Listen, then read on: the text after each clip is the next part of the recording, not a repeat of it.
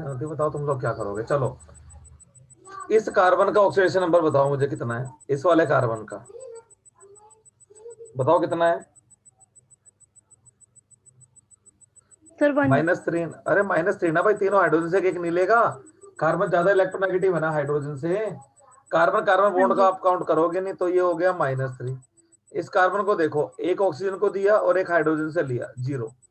ठीक है, यहां पर बताओ इस कार्बन का कितना हो गया आइडोफॉर्म में। आइडोफॉर्म में कार्बन का कितना हो गया।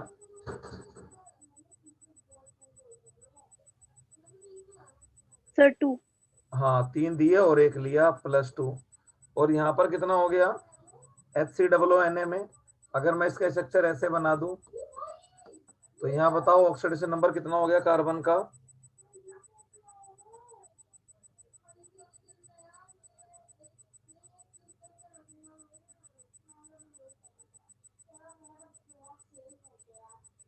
बताओ। सर इसका नहीं पता चल रहा। तो इसका बेटा देखो ना, ऑक्सीजन को 2 दिए और एक इस ऑक्सीजन को दिया, 3 दिए और एक लिया, तो +2 ही तो हो गया ये भी। देखो जरा ध्यान से, ये डबल बॉन्डेड ऑक्सीजन को 2 दिए, देखो 2 इसको डोनेट करे, एक कार्बन ने इसको दिया तो +3 हो गया। एक लिया भी तो है हाइड्रोजन से, हाइड्रोजन से एक आया भी तो है आपका। तो लाल वाले देने वाले हैं और ब्लू वाला लेने वाला है। तो 3 दिए और एक क्या किया, लिया, तो +2 हो गया ना। ये भी आ गया समझ में। हाँ जी सर। तो अब टोटल ऑक्सीडेशन नंबर कितना बढ़ा, 5 तो बढ़ा इसका, 5 तो इंक्रीज हुआ इस वाले कार्बन का, -3 से +2, 5 का इंक्रीज इसके लिए। और क्या कहते हैं आपका, अच्छा अरे एक मिनट एक मिनट, ये एस तो देखना भूल गया मैं यहाँ पर। इसने बेटा 2 लिए हैं और एक दिया है, तो ये क्या हो गया यहाँ पर -1 हो गया था, ठीक है ना। देख लो, ये -1 हुआ ना इधर, है ना। 2 हाइड्रोजन है, 2 हाइड्रोजन से लिए -2 और एक ऑक्सीजन को दिया, तो -2 +1 क्या बचा, -1। वो एक हाइड्रोजन लिखना भूल गया था मैं, ठीक है। तो 5 का लॉस तो इसने किया और ये हो गया -1 से +2, यानी कि 3 का लॉस इसने किया। टोटल कितने इलेक्ट्रॉन लूज हुए, 8 हुए ना। 5 तो इस वाले कार्बन ने लूज करे और 3 इस वाले ने लूज करे, देख लो, 3 इस वाले ने लूज करे है ना, हाँ जी सर। ये वाली। तो टोटल 8 इलेक्ट्रॉनों का लॉस हुआ। तो अब ये 8 इलेक्ट्रॉन, तो ये 8 इलेक्ट्रॉन मुझे किसको देने हैं, 8 के 8 इलेक्ट्रॉन मुझे आयोडीन को देने पड़ेंगे। तो आयोडीन मैंने यहाँ पर कितना कर दिया आपका, 4 कर दिया मैंने यहाँ पर। आयोडीन हमने कितना कर दिया यहाँ पर, 4 कर दिया, ठीक है ना। तो अब आयोडीन आपका 4 हो गया यहाँ पर। अब आयोडीन 8 हो गया, देखो 4 2 जा 8, 8 आयोडीन। तो 3 यहाँ पर है, तो 5 हमने कहाँ पर कर लिया, यहाँ पर। 5 करते ही सोडियम देखो कितना हो गया, 5 और 1 6, यहाँ पर क्या कर दिया हमने, 6। अब ऑक्सीजन देखो, ऑक्सीजन 6 और 1 7, तो 2 यहाँ पर है और हमने 5 क्या कर दिया, यहाँ पर कर दिया। देखो समझ में आई बात। हाँ जी सर। देखो जरा आगे ना समझ में। चलो ठीक है, इसके बाद देखो आप,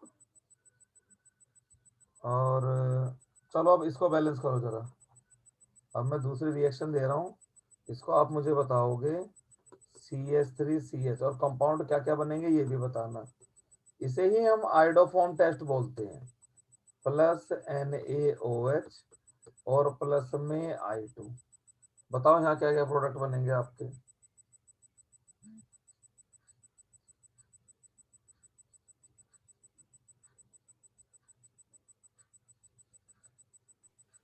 सर एक बार ऊपर वाली रिएक्शन देखनी थी, एक बार वो पेज ऊपर हाँ कर लो, दो आप। ये लो ये लो, ठीक है ना, क्वेश्चन भी दिखाई देता रहेगा ना तो।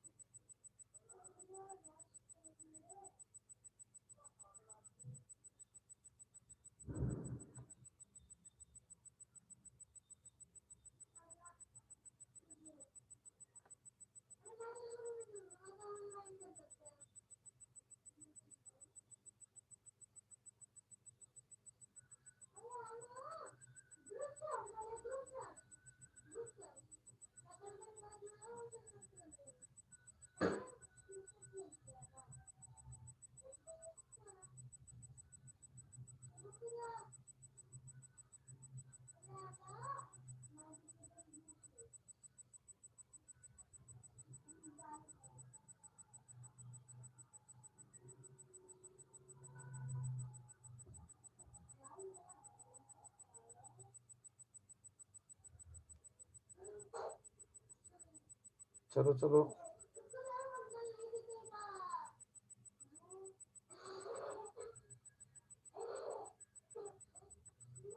बताओ बताओ।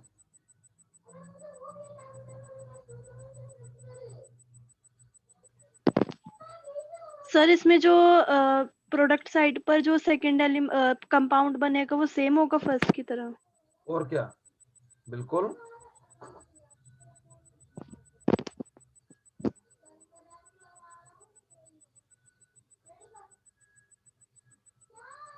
तो सर ये फर्स्ट वाला कैसे बनेगा फिर? बाकी तीन तो बन गए। बाकी तीन बनाने में क्या करना है भाई, इस वाले CH3 का आपको क्या कर देना है, इस वाले का तो ये बना देना है ना CHI3, और बाकी 3 कार्बन एटम बन गए, तो उसका क्या बना दोगे आप, सोल्ट बना दोगे ना। और प्लस में क्या बचा आपका H2O, और क्या बचा आपका साथ में प्लस में NaI। तो बस ये सब भी क्या बनाना है आपको, 5 ही तो बनाना है, भी बैलेंस किया हमने, इसको 4 करना है और इसको क्या करना है 6 करना है। इसी आयोडो फॉर्म का क्या बनता है, येलो PPT, समझे। हाँ जी सर। इसी का क्या बनता है, इसी का आपका येलो PPT बनता है, ठीक है ना। चलिए, इसके बाद आता है आपका, और ये हो गया आपका। तो चलो अब आता है इसके बाद फिनोल, ठीक है ना, रिएक्शंस ऑफ फिनोल। मैं लिख दूं यहाँ पर रिएक्शंस ऑफ फिनोल। तो फिनोल को अगर हम समझें, तो फिनोल के जो रेजोनेटिंग स्ट्रक्चर्स को अगर हम बनाएं, तो ये देखो यहाँ पर, जैसे ये फिनोल है आपका, ये फिनोल है, ये फिनोल है, और ये OH है, यहाँ ऑल्टरनेट बॉन्ड ऐसे लोन पे इधर आया, तो ये हो गया डबल बॉन्ड OH प्लस, और ये बॉन्ड टूट के इधर आ जाएगा, तो यहाँ पर माइनस, यानी कि ऑर्थो पोजीशन एक्टिवेट हो गई। अब ये ऑर्थो वाला बॉन्ड पे इधर, तो ये टूट के इधर आ जाएगा, ये माइनस, यहाँ से बॉन्ड, यहाँ से bond, double bond OH plus, ये इधर चलेगा तो ये टूट के इधर आ जाएगा, minus double bond OH plus, और यहाँ से ऐसे, यहाँ से ऐसे। तो हुआ कि आपका देखो ऑर्थो और पैरा पोजिशन क्या हो गई आपकी, एक्टिवेट हो गई। तो मैं लिख दूं यहाँ पर due two plus are effect, due two plus are effect of OH group, in phenol, OH group in phenol, the benzene ring, the benzene ring gets activated at ortho and para position। Ortho और para position पर क्या होती है आपकी, benzene ring activated हो जाती है। So phenol is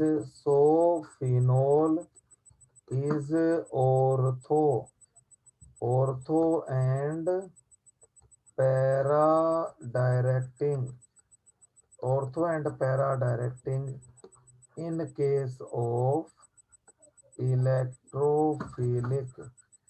case of electrophilic substitution reaction। Electrophilic substitution में ये ऑर्थो एंड पैरा डायरेक्टिंग है। तो पहला हम लिखते हैं यहाँ पर electrophilic aromatic substitution reactions, electrophilic substitution reaction in phenol। तो पहला लिखते हैं हम ब्रोमिनेशन। तो ब्रोमिनेशन के दो केस हैं। Case 1 with bromine water, case 1 मैं लिखूं यहाँ पर with bromine water phenol produces a white PPT of 2,4,6 ट्राइब्रोमोफिनोल, यानी कि ये हो गया आपका फिनोल, और प्लस में हमने डाल दिया यहाँ पर Br2 और H2। तो ये बन गया आपका OH, और तीनों पोजीशन पर Br आ जाएगा आपका, Br, और यहाँ पर भी Br, और यहाँ पर भी Br, और प्लस में आ जाएगा थ्राइस ऑफ HBr। तो यहाँ पर मैं लिख दूं वाइट PPT, और मैं केस सेकंड लूं यहाँ पर, case second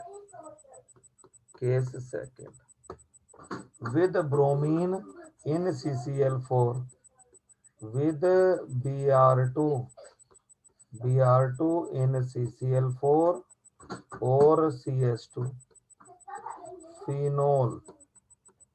phenol produces पैराब्रोमोफिनोल, phenol produces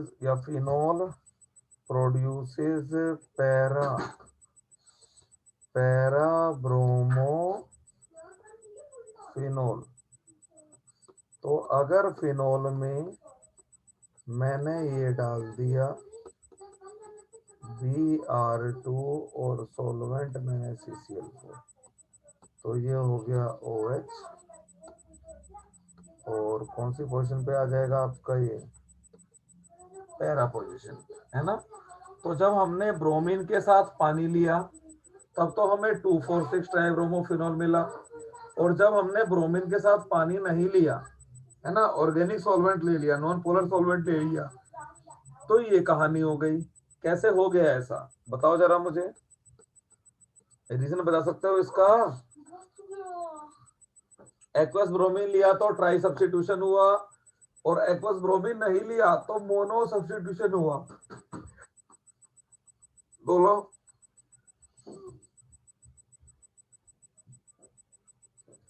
logic पता लग रहा है। देखो, जब कंडीशंस एक्वस होंगी, अंडर एक्वस कंडीशन क्या होगा, फिनोल आयोनाइज हो जाएगा ना आपका। तो मैं लिख दूं अंडर एक्वस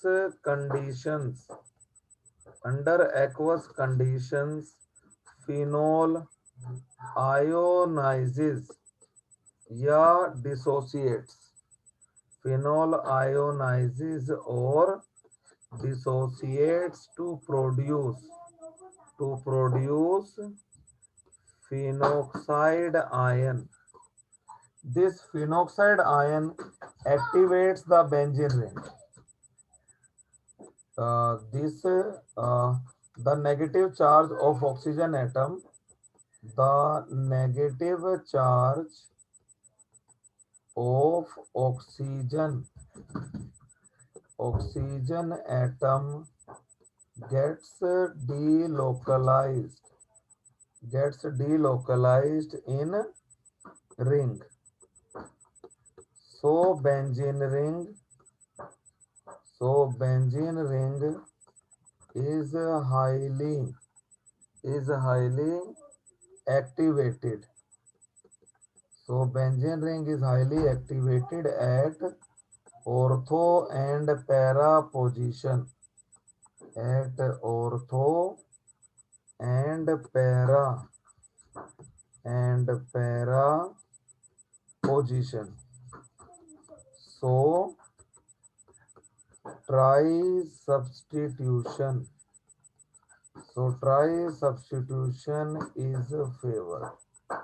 इसलिए क्या होता है आपका ट्राई सब्स्टिट्यूशन होता है, क्यों?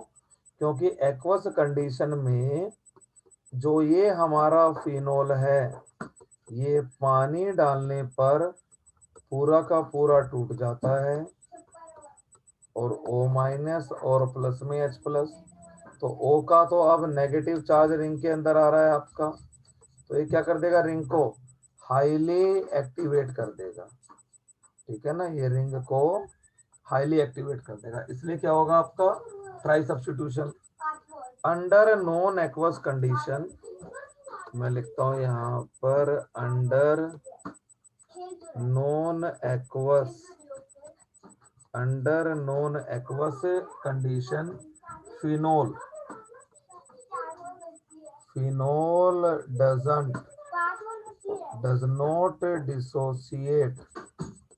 does not dissociate to produce phenoxide ion, phenoxide ion. जब फिनोक्साइड आयन नहीं बनेगा तो रिंग का एक्टिवेशन भी कम होगा आपका, so the benzene ring, so the benzene ring is activated less, है ना, ये benzene ring is less activated. So एक मिनट, बेंजीन रिंग इज, यहीं पर लेस लिखो, benzene ring is less activated, benzene ring is less activated, ठीक है ना। Hence mono substitution is favoured, है ना। तो ये आपका फिनोल है, तो अगर CCl4 ले लिया मैंने या CH2 ले लिया तो ये डिसोशिएट ही नहीं होगा, ये ऐसा कैसे रह जाएगा। तो अब तो रिंग के अंदर कौन जा रहा है, लोन पेयर जा रहा है ना, और पहले क्या हो रहा था, नेगेटिव चार्ज जा रहा था, तो नेगेटिव चार्ज की मूवमेंट क्या है, ज्यादा फ्री है as compare to lone pair, इसलिए रिंग क्या हो रही थी आपकी, ज्यादा एक्टिवेट हो रही थी। समझ में आया लॉजिक। ब्रोमिनेशन अगर हाँ वाटर की प्रेजेंस में कर दिया तो ट्राई सब्स्टिट्यूशन, और ब्रोमिनेशन अगर वाटर की प्रेजेंस में नहीं किया तब क्या होने वाला है, फिर मोनो सब्स्टिट्यूशन। चलो इसके बाद आ जाओ नाइट्रेशन पे। नाइट्रेशन,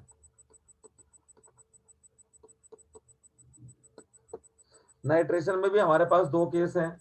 अगर हम कॉन्क HNO3 लें तो नाइट्रोनियम आयन की कोई कमी नहीं है, और डाइल्यूट HNO3 लेंगे तो हमें क्या मिलेगा, मिक्सचर मिलेगा। तो मैं लिख दूं यहां पर विद कॉन्क HNO3, मैं लिख दूं with conc HNO3 phenol produces 2,4,6 tri nitro phenol, है ना, 2,4,6 try nitrophenol cold picric acid. तो ये हो गया आपका फिनोल, है ना, और यहाँ पर हमने डाल दिया कॉन्क HNO3। तो कॉन्क HNO3 का मतलब क्या है कि HNO3 बहुत सारा है तो नाइट्रोनियम आयन की कोई कमी नहीं है, इसलिए क्या हो जाएगा यहाँ पर आपका ट्राई सब्स्टिट्यूशन। इसलिए क्या होगा यहाँ पर ट्राई सब्स्टिट्यूशन, NO2 NO2 और यहाँ पर भी NO2, इसको क्या बोलते हैं, picric acid, this is called picric acid. चलिए इसके बाद अगर डाइल्यूट हम डाल दें, है तो डाइल्यूट में NO2 क्या है, काफी कम है आपकी, तो रिंग क्या होगी आपकी, मोनो सब्स्टिट्यूशन होगा, है ना। विद डाइल्यूट HNO3, मैं लिख दूं with dilute HNO3 the phenol undergoes the phenol undergoes mono substitution, the phenol undergoes mono substitution, ठीक है ना, to produce a mixture, to produce a mixture of ortho nitrophenol and para nitrophenol. क्या देगा आपको? Ortho nitrophenol and para nitrophenol, ठीक है। क्योंकि nitronium ion कम है इसलिए मोनो सब्स्टिट्यूशन होगा आपका। तो यहाँ पर हमने लिख दिया, ये हो गया आपका फिनोल और प्लस में हमने डाल दिया डाइल्यूट HNO3। तो या तो ऑर्थो पे सब्स्टिट्यूशन होगा आपका और या सब्स्टिट्यूशन होगा आपका पैरा, यानी कि ये आपको इक्विलिब्रियम मिक्सचर मिल गया इसका, ठीक है ना। अब बात ये आती है कि इनको हम सेपरेट कैसे करेंगे, बताओ जरा। इनमें से मेल्टिंग और बॉइलिंग पॉइंट किसका ज्यादा है, ऑर्थो वाले का पैरा वाले का, बताओ जरा। Sir para. पैरा वाले का, क्यों क्यों ज्यादा है? सर पैरा जल्दी नहीं तो होगा। बताओ तो, पैरा वाले का मेल्टिंग बॉइलिंग पॉइंट क्यों ज्यादा है?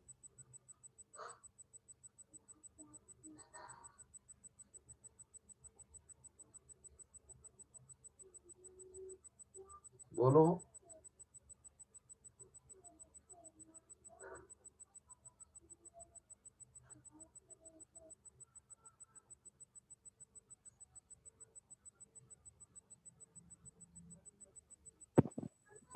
सर एक मिनट बताती हूँ।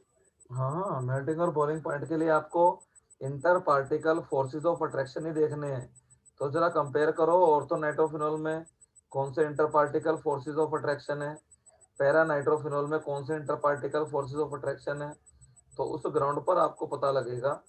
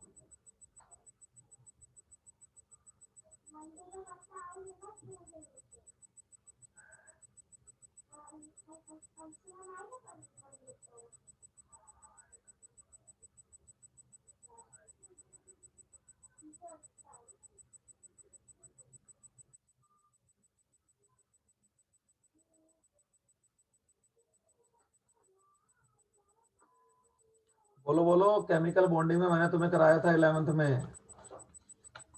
सर प्लस आर इफेक्ट की वजह से। हाँ, अरे प्लस आर का इफेक्ट का inter particle forces of attraction से क्या लेना देना है? ऑर्थो नाइट्रोफिनोल और ऑर्थो नाइट्रोफिनोल मॉलिक्यूल के बीच में कौन कौन से अट्रैक्शन है? तो मैं लिख दूं यहाँ पर the para nitrophenol, the para nitrophenol has higher boiling point, has higher boiling point than ortho nitrophenol, ठीक है ना।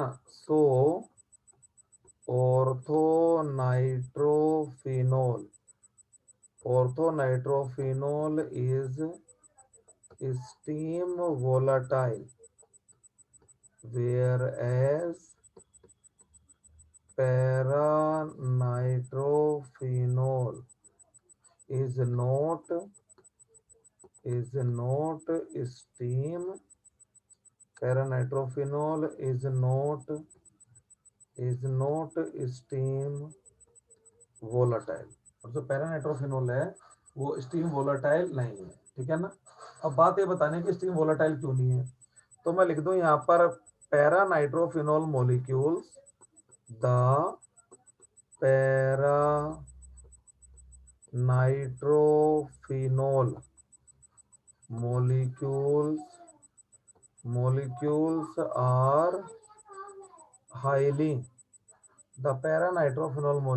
are highly associated due to, हाँ थोड़ी देर में 15-20 मिनट में, highly associated due to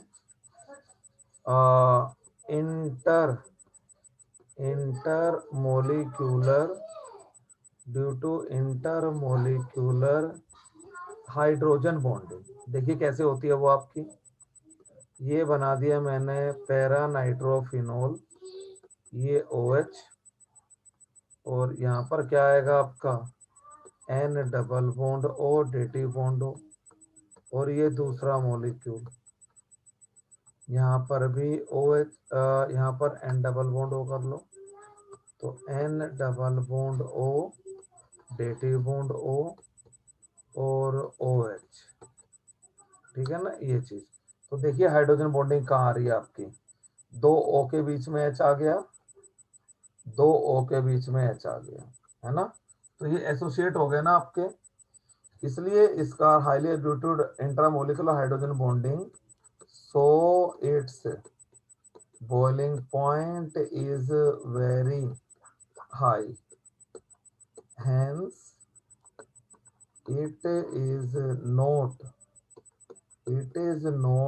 steam volatile, ठीक है ना। तो पैरानाइट्रोफिनोल स्टीम वोलाटाइल नहीं है, whereas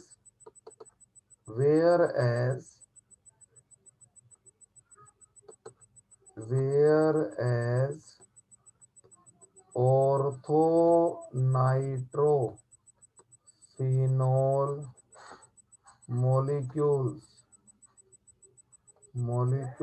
are poorly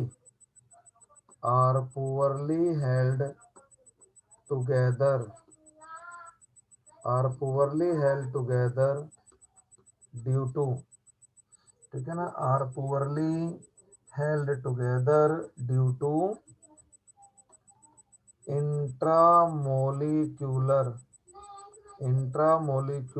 hydrogen bonding, यानी कि ऑर्थोनाइट्रोफिनोल में दोनों मॉलिक्यूल के बीच में कोई अट्रैक्शन ही नहीं है, so it's melting point and boiling point is low, hence orthonitrophenol is steam volatile, इसलिए ऑर्थोनाइट्रोफिनोल क्या है आपका, स्टीम वोलाटाइल है, hence orthonitrophenol is steam volatile। तो देखो ऑर्थोनाइट्रोफिनोल में क्या कहानी बनती है आपकी, ये ऑर्थोनाइट्रोफिनोल मैंने लिख दिया,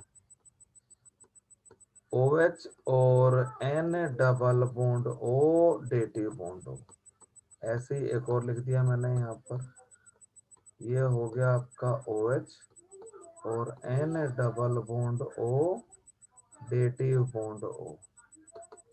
देखिए 2 O के बीच में H आ गया है, तो इस मॉलिक्यूल ने, देखो पीछे देखो क्या केस था, ये वाला पैरानाइट्रोफिनोल दूसरे मॉलिक्यूल से हाइड्रोजन बॉन्ड बना रहा था, तो इनके बीच में अट्रैक्शन क्या हो रहे थे आपके, बढ़ रहे थे, लेकिन इस मॉलिक्यूल ने सामने वाले मॉलिक्यूल के साथ हाइड्रोजन बॉन्ड नहीं बनाए, इसने अपने अंदर ही हाइड्रोजन बॉन्ड बना लिए, यानी कि इसके और इसके बीच में अट्रैक्शन है ही नहीं, तो इसका मेल्टिंग और बॉइलिंग पॉइंट क्या हो गया, कम हो गया ना।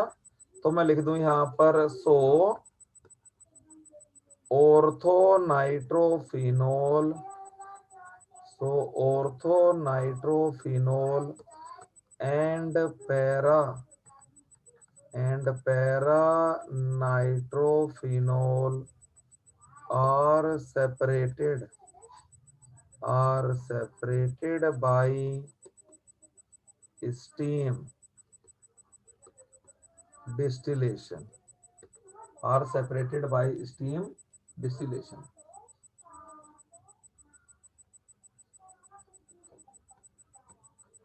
So on passing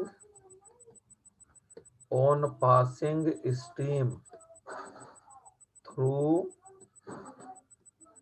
the mixture, on passing steam through the mixture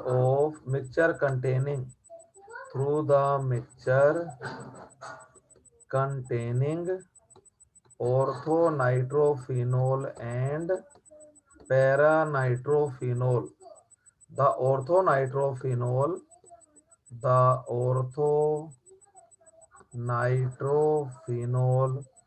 being more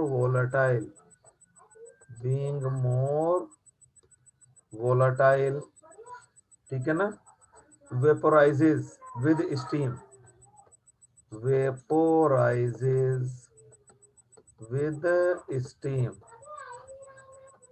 leaving behind para-nitrophenol in distillation flask. ठीक है, तो देखते हैं इनका सेपरेशन। यहाँ पर ऐसे हो गया आपका, और ये हो गया आपका, ये आपने वेसल लगा दी डिस्टिलेशन फ्लास्क, यहाँ से आपने क्या लगा दी, एक डिलीवरी ट्यूब लगा दी, ये डिलीवरी ट्यूब है। यहाँ पर आपने क्या लगा दिया, एक कंडेंसर लगा दिया जो कि इसको ठंडा करेगा, है ना, और यहाँ पर हमने एक फ्लास्क लगा दिया, इसमें ये आके गिरेगा आपको। अब यहाँ से एक इनलेट में और बना दूं, एक इनलेट किसके लिए, इससे स्टीम आएगी अंदर, ठीक है ना, ये स्टीम का इनलेट हो गया। यहाँ से कौन अंदर आएगा, स्टीम अंदर आएगी, ठीक है ना, यहाँ से स्टीम अंदर आएगी आपकी, ये स्टीम, और यहाँ से ये ऐसे करते, ठीक है ना। तो यहाँ पर मिक्सचर है भाई आपका ऑर्थोनाइट्रोफिनोल और प्लस में पैरानाइट्रोफिनोल, ठीक है, और यहाँ से हमने इसके अंदर घुसा दी स्टीम, यहाँ से मैं लिख देता हूँ स्टीम, यहाँ से इसके अंदर गई, यहाँ से, और क्या हो जाएगा आपका, ऑर्थोनाइट्रोफिनोल वेपोराइज कर जाएगा आपका ONP, है ना, ऑर्थोनाइट्रोफिनोल आपका वेपोराइज कर जाएगा, और यहाँ पर ऐसे लिख दो ONP, तो अब आ जाएगा यहाँ पर, यहाँ से ये वेपोराइज करेगा आपका, इधर आएगा, तो ये हो गया ऑर्थोनाइट्रोफिनोल प्लस स्टीम, यहाँ पर ये कंडेंस हो जाएगा आपका, तो नीचे की जो लेयर होगी वो होगी आपकी वाटर की, उसको मैं लिख दूंगा एक्वस लेयर, नीचे की जो लेयर होगी आपकी वो हो गई आपकी एक्वस लेयर, मैं लिख दूं यहाँ पर एक्वस लेयर, और यहाँ पर क्या आ जाएगी आपकी ऑर्थोनाइट्रोफिनोल लेयर और ONP लेयर। तो इस तरीके से हम क्या कर सकते हैं, इनको सेपरेट कर सकते हैं ना। तो ऑर्थोनाइट्रोफिनोल की अलग लेयर हो गई, वाटर की लेयर अलग, तो इन दोनों को डिकेंटेशन करके अलग कर लेंगे, और पैरानाइट्रोफिनोल कहाँ रह जाएगा आपका, डिस्टिलेशन फ्लास्क में, समझ गए, ठीक है ना। हाँ जी सर। चलिए, तो इसके बाद आता है आपका to increase the yield,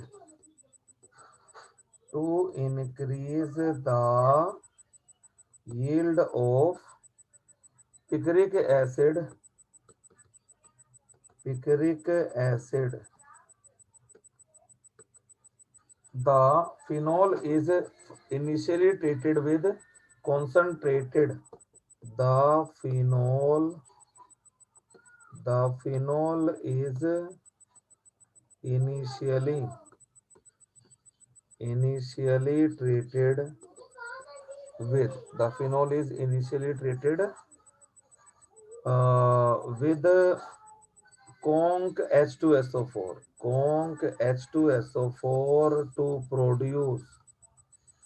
to produce uh, phenol 2,4 disulfonic acid.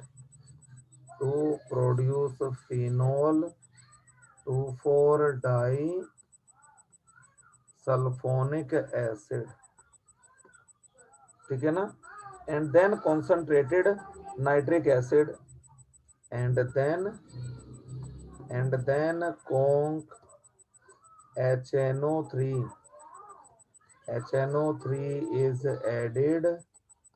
is added to produce picric acid.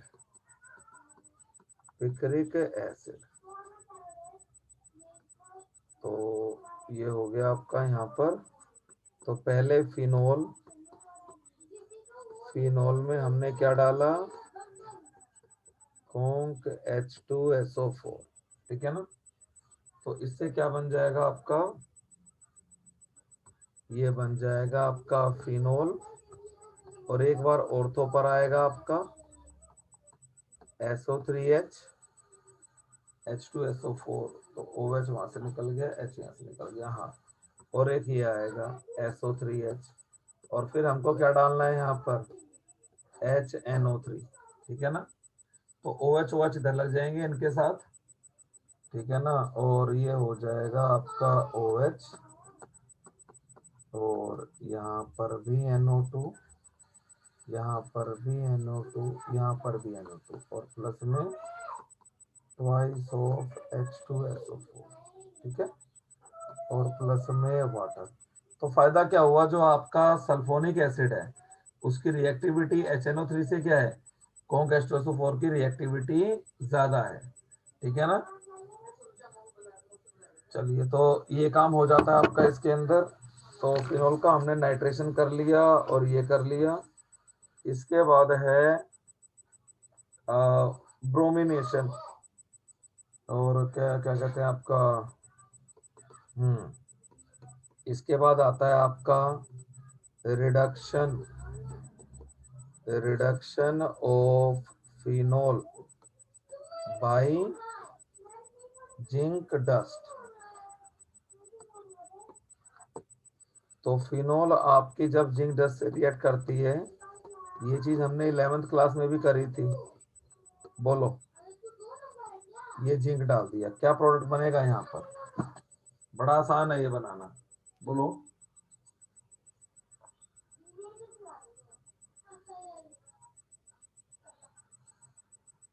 अरे जिंक तो मेटल है भाई, तो जिंक आगे किससे रिएक्ट कर लेगा, ऑक्सीजन से ना।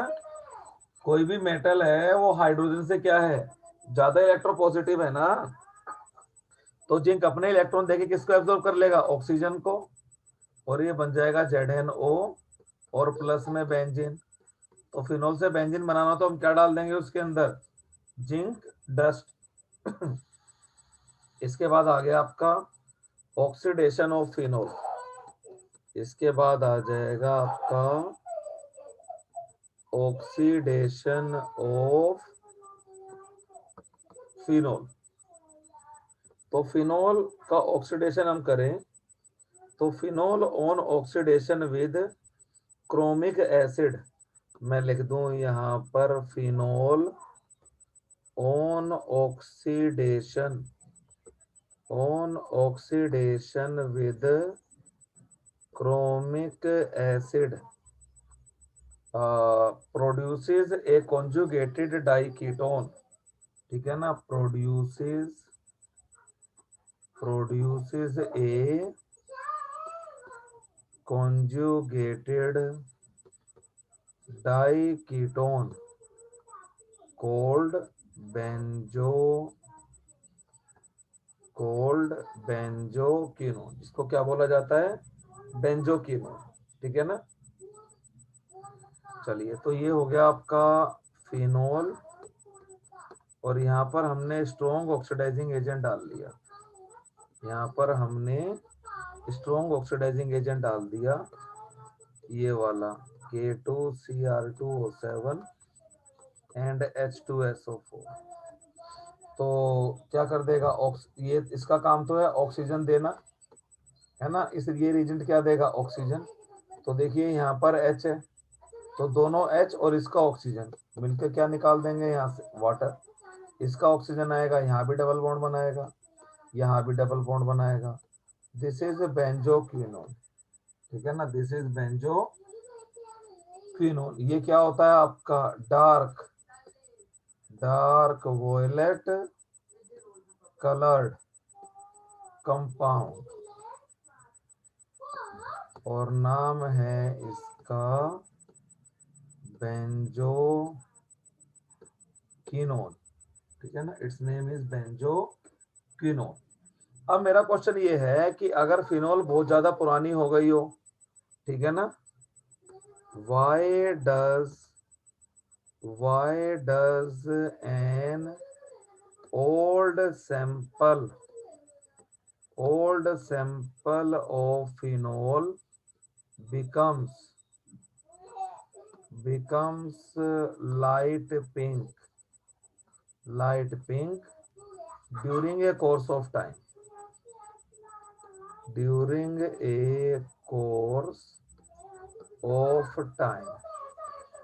फिनोल जो 1-1.5 साल से किसी फ्लास्क के अंदर रखा हुआ है, ढककर बंद कर कर, उसका कलर हल्का पिंक हो जाता है, क्यों?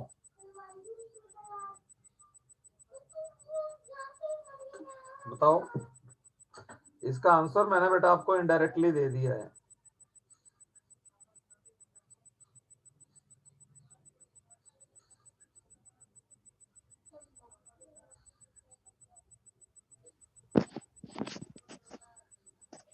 सर एयर और लाइट की वजह से। और क्या, देखो ना, देखो एयर में कोई ऑक्सीजन स्ट्रॉन्ग ऑक्सीडाइजिंग एजेंट तो है नहीं, लेकिन धीरे धीरे क्या होगी, थोड़ी बहुत फिनोल तो आपकी ऑक्सीडाइज हो जाएगी ना। अब ध्यान दो, पोटेशियम परमैंगनेट का कलर कैसा होता है? वॉयलेट। अगर उसका एक क्रिस्टल मैं अपनी बाल्टी के अंदर डाल दूं, तो बाल्टी मेरी वॉयलेट थोड़ी ना हो जाएगी, बाल्टी क्या हो जाएगी? पिंक हो जाएगी, हल्की हल्की आपकी, है ना। तो मैं लिखूं यहाँ पर during a long course of time, during a long course of time, phenol is oxidized by atmospheric oxygen to produce a small amount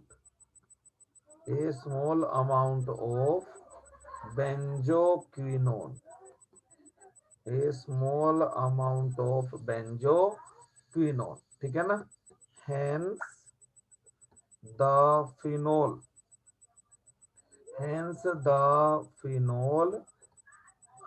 turns pink। तो फिनोल टर्न्स पिंक नहीं, phenol solution, hence the phenol solution turns pink, ठीक है। बाकी question next class के अंदर करेंगे हम लोग, ठीक है। Okay sir. और अरे तुम्हारे पापा तो कह रहे थे कि शाम को तो कोई क्लास नहीं होती, और शाम को तुम आराम मना कर देते हो क्लास लेने से, कभी मैं लेट हो जाता हूँ तो। सर वो फिजिक्स की क्लास होती है, उस दिन नहीं थी इसलिए उन्होंने मना किया था, मतलब बोला था। अच्छा, फिजिक्स क्लास तुम्हारी ट्यूसडे को होती है? नहीं सर, MWF में, और ट्यूसडे में भी कभी कभार वो रख लेते हैं क्योंकि टेस्ट वगैरह होता है स्कूल में तो। अच्छा, चलो ठीक है, ओके।